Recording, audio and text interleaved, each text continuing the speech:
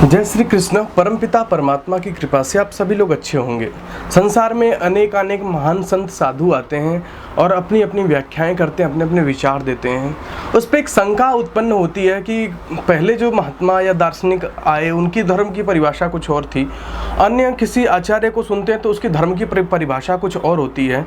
तो हम किसको माने, किसकी परिभाषा को हम सर्वोन्नत माने और किसकी परिभाषा पे हम विश्वास करें, एक बहुत बड़ी शंका उत्पन्न होती है।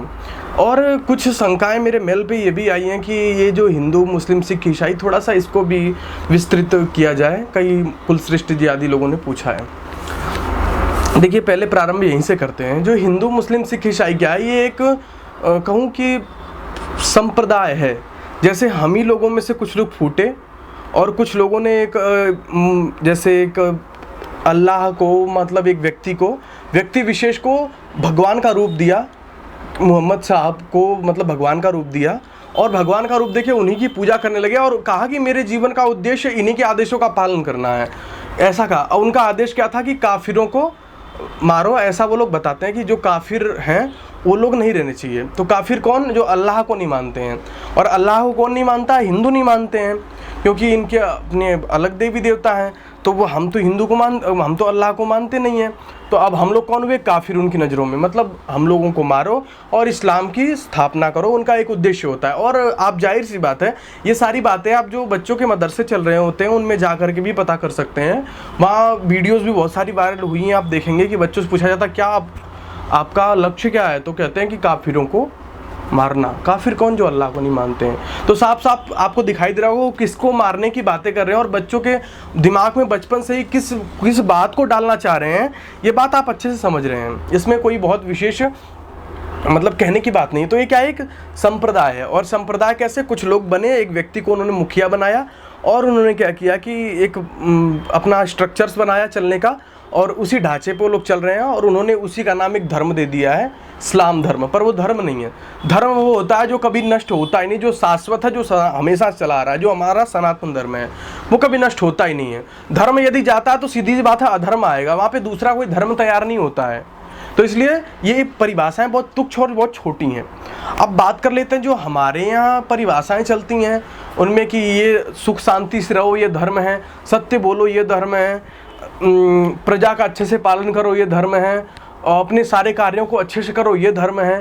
तो ये सारी बातें सुनते हैं तो हमें समझ में नहीं आता कि धर्म की एक्चुअल परिभाषा है क्या है परिभाषा वास्तविक धर्म की। एक बार महात्मा बुद्ध श्रावस्ती आए हुए थे। उन्हीं के नरेश बड़े ही श्रद्धालु, बड़े सत्संगी थे। उनके मन में एक छोटी सी जिज्ञासा सी कि धर्म कहते किसे हैं, इसकी परिभाषा को मैं जानना चाहता हूँ, क्योंकि मेरे नगर में अनेक साधु संत आते हैं तो उनकी मैं परिभाषाएं सुनता हूँ तो मुझे लगता है कि वाह वाह वाह वाह क्या बोलना चाह रहे हैं। किसी अन्य साधु की परिभाषा कुछ और, किसी अन्य साधु की परिभाषा कुछ और। थोड़ा सा महात्मा बुद्ध जी से पूछेंगे, इनका बड़ा नाम बड़ी ख्याति है तो इनको, ये हमारे बड़े पूजनीय भी हैं, तो सारी बातों का उत्तर हमें मिल जाएगा। ऐसा कह करके वो एक भिक्षु को बुलाते हैं और भिक्षु को आदेश देते हैं कि मुझे महात्मा जी से मिलना है। और भिक्षु उनकी विनम्रता को देखते हुए महात्मा जी के पास जाता है, बुद्ध जी के पास। महात्मा बुद्ध से कहता है कि बुद्ध जी ऐसी बात है, यहाँ के जो राजा हैं तो वो ऐसे आपसे प्रश्न करना चाहते हैं कि धर्म कहते किसे हैं, उसकी अनेक परिभाषाएं मैंने सुनी हैं। तो महात्मा बुद्ध उनसे बहुत प्रभावित होते हैं क्योंकि वो बहुत सत्संग प्रिय होते हैं। तो महात्मा बुद्ध उनसे तुरंत कहते हैं कि तुरंत बुला के लाइए महाराजा से, राजा जी को। उनके तो बड़ी उदारता और बड़े श्रद्धा वाले व्यक्ति हैं वो। और जैसे ही भिक्षु जाता है उनको कहता है, वो आते हैं राजा से मिलते हैं तो सुख दुख होता है। उन्होंने अपने प्रश्न को उनके जान लेते हैं तो कहते हैं कि चलो ठीक है, कल भ्रमण करेंगे तो बात करेंगे इस विषय पे। रात्रि में वो वहीं विश्राम की उनकी व्यवस्था की राजा ने, अपना वो रात्रि भर शयन किए। जैसे ही सुबह हुई तो बाहर देखा तो एक हाथी खड़ा था। उनकी एक योजना थी, जो भी उन्होंने तैयार किया हो कि इन्हें कैसे समझाया जाए। तो एक हाथी खड़ा था, काफ़ी अच्छा खासा लंबा चौड़ा। और उसके बाद उनके जो नगर के जन्मांध लोग थे, जो पैदा ही अंधे हुए थे, उनको बुलाया महात्मा बुद्ध ने और उनसे पूछा कि क्या आप लोगों ने कभी हाथी देखा है? तो महात्मा उन अंधों ने कहा कि नहीं, हमने तो हाथी देखा ही नहीं है, क्योंकि हम बचपन से ही अंधे हैं। अच्छा। तो महात्मा बुद्ध ने कहा कि चलो आज हम आपको हाथी दिखाते हैं। तो कहने अच्छा ठीक है। तो महात्मा बुद्ध ने कहा कि ये देखो हाथी है, इसको आप लोग स्पर्श कर लो, आपके समझ में आ जाएगा कि हाथी कैसा होता है। लोगों ने स्पर्श किया तो कोई हाथी के पैरों पे गया, कोई हाथों के दांतों को पकड़ा, किसी ने हाथी के पीठ को पकड़ा, किसी ने हाथी के कान पकड़े, किसी ने हाथी के सूंड पकड़े। तो फिर जब सबने देख लिया तो महात्मा बुद्ध ने पूछा, आप लोगों ने देख लिया हाथी? तो सबने कहा हाँ हमने देख लिया हाथी। तो महात्मा बुद्ध ने कहा कि अच्छा, बहुत अच्छा, चलो अब बताओ कि हाथी कैसा था। तो जिसने पैर पकड़े थे उसने कहा कि हाथी खंबे जैसा था। जिसने दांत पकड़े थे उसने कहा कि हाथी तो बड़ा ही लंबा ऐसा नुकीला सा निकला हुआ था। जिसने पीठ पे हाथ गया जिसका, उसने देखा कि ये तो पत्थर, हाथी तो पत्थर जैसा था।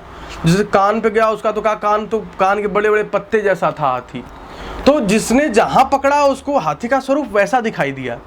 इसी प्रकार धर्मात्मा महात्मा जीवन में जहां भी आते हैं, मतलब जहां भी आते हैं उनकी अपनी जीवन की परिभाषाएं होती है। वो लोगों को देख के बात करते हैं। बच्चा है तो बच्चे को देख के कहेंगे कि बेटा माता पिता की सेवा करना ही तुम्हारा धर्म है, और जिस कार्य में तुम लगे हुए, जिस पढ़ाई शिक्षा में तुम आगे कार्य कर रहे हो वो तुम्हारा धर्म है। एक गृहस्थी पति पत्नी को देखेंगे, कहेंगे कि गाड़ी के दोनों पहिए, गृहस्थ के दोनों पहिए को चला करके चलना ही धर्म है। पति के हर संकट में काम आना पत्नी का धर्म है। पति के रहते हुए न पत्नी कहीं, न पति कहीं अन्य जगह जा करके अपने आप को दूषित करे, ये धर्म है। जब साधु संत महात्मा एक किसी सन्यासी से मिलता है तो उससे कहता है कि अपने आचार विचार, अपने मनोवृत्तियां, अपने इंद्रियों को नियंत्रण करना ही धर्म है। तो साधु महात्मा तो जहाँ जिस प्रकार के व्यक्ति से मिलता है वहाँ अपनी वैसी परिभाषाएं देता है। जैसे मैंने आपको बताया ना कि हाथी को किसी ने किस प्रकार देखा, किसी ने किस है पूरा हाथी का ही स्वरूप। यदि हर चीज़ को मिला जाए तो एक हाथी तैयार हो जाएगा? नहीं हो जाएगा। आँख, कान, नाक, मुंह। इसी प्रकार धर्म की हर परिभाषाएं अलग अलग जगह पर लागू होती है। एक पुलिस का धर्म क्या है कि वो जो सरकार उसे न्यायपूर्वक कमाई देती है वो उसका प्रयोग करे, उससे अपने जीवन को चलाए। वो अन्यायपूर्वक यदि धन लेता है किसी को झपट करके या 2 नंबर तरीके से, तो उसका अधर्म हो गया। दूध बेचने वाले का धर्म क्या है कि वो अच्छे से, किसी प्रोडक्ट का काम करने वाला का काम क्या है कि वो यदि किसी से पैसे लगा तो उसको अच्छा सामान दे, ये उसका धर्म है।